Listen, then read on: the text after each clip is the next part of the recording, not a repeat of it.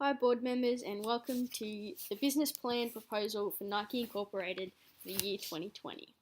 What this presentation will be addressing today is an introduction to Nike, structures and resources, business operations, market analysis and strategy, financial analysis and an exit plan should the business need it. Firstly, the objectives and purpose of the business plan will be discussed. The objective for this business plan is to provide an in-depth overview of Nike Incorporated. The business plan attempts to create a well-rounded review of Nike with varied research from multiple sources. Nike is an international sporting business involved with the design, development, manufacturing, marketing, distributing and selling of athletic goods and services, including footwear, apparel, equipment and accessories. The company operates globally with segments in North America, Europe, Greater China, Japan, Australia, and emerging markets. Nike's proposed short-term and long-term goals and objectives are as follows. To build new connections within retail by opening 10 new stores in each country of trade and continuing to develop online stores in all countries. Next, to form more direct communication between consumers and Nike, or the direct-to-consumer approach. By utilising brand experiences, digital techniques, Nike Plus memberships and personalisation of products, this goal can be achieved. And to cut design to delivery time by 30%. Next, some long-term goals are to develop Nike's market in China. This will be done by conducting market analysis and increasing visibility in Baidu, which is Chinese Google, and WeChat, which is social media. Next, to continue to build on ethics by continuing to improve working conditions for factory workers, lifting the minimum wage to match or exceed living wage of the country in every factory. And lastly, to achieve long-term and overall growth. Nike's vision statement is to bring inspiration and innovation to every athlete in the world. If you have a body, you are an athlete. Nike has worked to improve its business ethics and place more emphasis on social responsibility. In compliance with the identified business goals, Nike will continue to improve on business ethics within the company. There are many key staff within Nike. However, a few of these are the founders and current executives within the business. The founders of Nike are Phil Knight and Bill Bowman. They created the company in 1964. Some key personnel are the executives shown on screen. A little bit of information about the first three. Philip H. Knight is the chairman and again co-founder of Nike. He has a master's in business administration, and being the co-founder of the company, his experience speaks for itself. Mark Parker, chairman, president, and CEO. He was a competitive runner for Penn State University and a leader in Nike's design team. He joined the company in 1979. And Andy Campion, EVP, Chief Financial Officer, who has a Bachelor of Economics and Masters of Tax Law. He has goals to bring a long-term, stable financial model to Nike. He joined the company in 2007. Now some information about Nike's products and services. Nike's products can be broken down into 9 categories. Running, Nike basketball, football, soccer, men's training, women's training, action sports, footwear, sportswear, Jordan brand, and golf. Products include footwear, apparel, equipment, and accessories. As Nike is the largest athletic footwear and apparel company in the world, demand for products is continuously growing. The infographics show states 25 pairs of shoes are sold every second of every day. This number gives an idea of the demand for Nike's products. Distribution. Nike's distribution channels are products to wholesalers, direct to consumers, sales to global brand divisions. Selling products to wholesalers is the biggest revenue generator for Nike.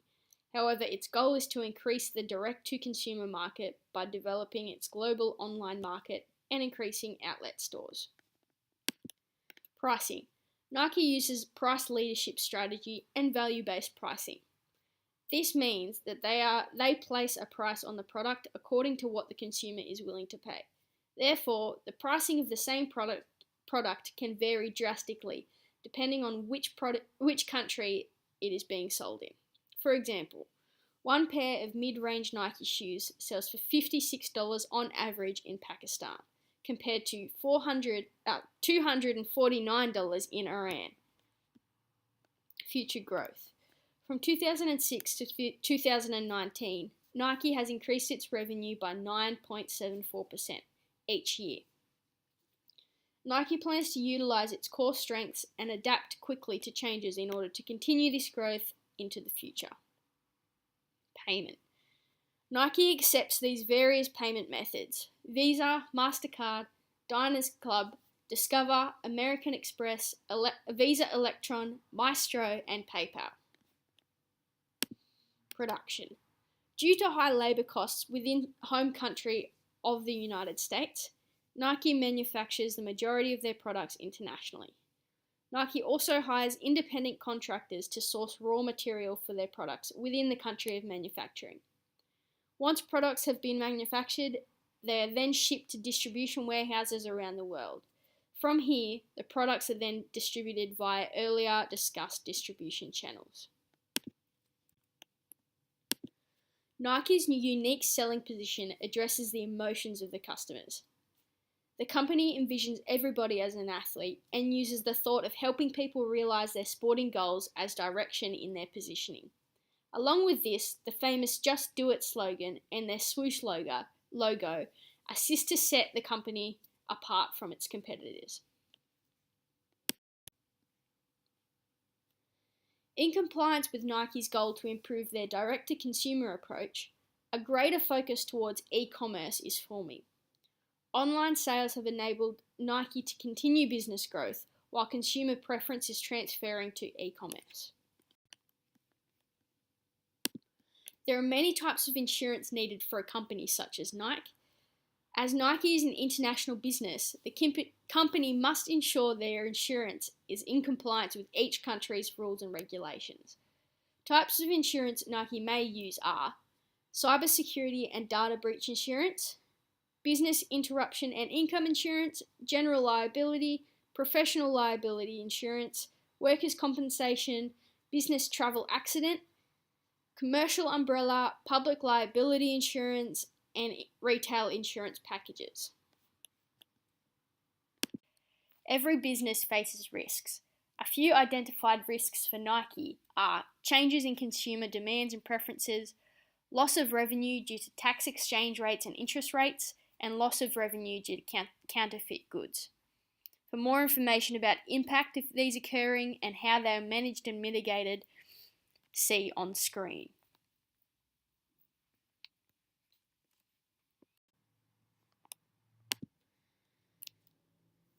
Nike uses psychographic segmentation in its marketing strategy.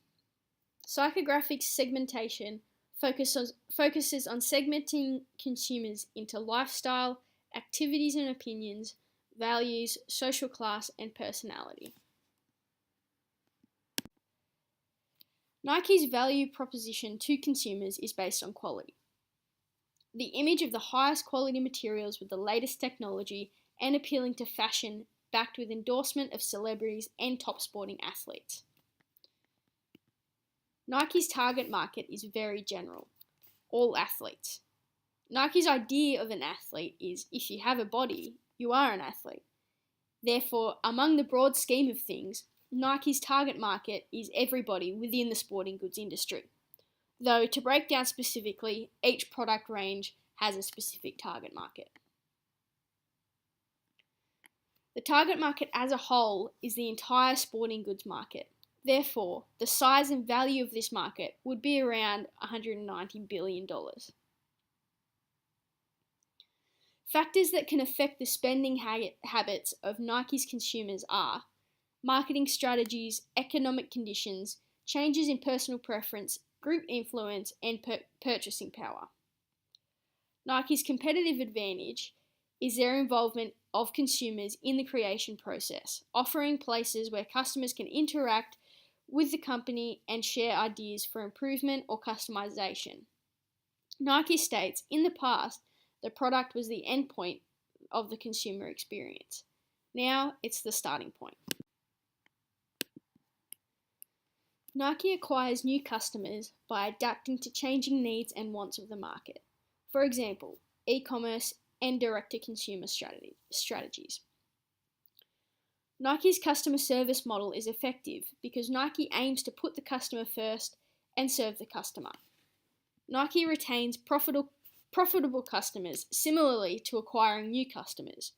Maintaining customers comes down to adapting to the changes in the market. Berkowitz and De Hoys suggest either distancing the brand from undesirable customers or ignoring or eliminating them from marketing endeavors. Nike has many competitors such as Adidas, Reebok, and Puma. However, this analysis will focus on Nike's most major competitor, Adidas. Adidas has 4 main product lines: shoes, clothing, accessories, and football boots. Adidas provides a similar product range and quality and price range as Nike, and is a direct competitor in the business of sporting goods. The business has a high price range and controls 3% of the market compared to Nike's 7%. Adidas has been in business since 1947. Its target market is adults and children who have a passion for the sports industry. Its market positioning in the sporting goods industry is number 2. Nike is number 1. Adidas's point of differentiation is its durability and catchphrase, "Impossible is nothing." Its strengths are its age. Nike is young in comparison to Adidas, and strong financial position, and the celebrity endorsements that it employs. Its weaknesses are the high price and the limited product line. Nike's strategic direction is moving towards focus onto the direct-to-consumer approach, more notably the Nike Plus memberships. There are 2 types of funding a business can receive: financing via debt or equity. According to Yahoo Finance, Nike has made the decision to utilize both debt and equity in order to obtain funds, as shown with a screenshot of Nike's 2018 balance sheet. Although Nike is a thriving company, an exit plan is still needed. The exit plan that may most suit Nike is a merger and acquisition plan. This type of exit plan usually means a company is being bought by another company of a similar scale and market. Nike has already been a part of this type of plan, though not on the exiting end. Nike has previously taken ownership of former competitors such as Henley and Converse. Therefore, this may be an appropriate option should Nike need an exit plan.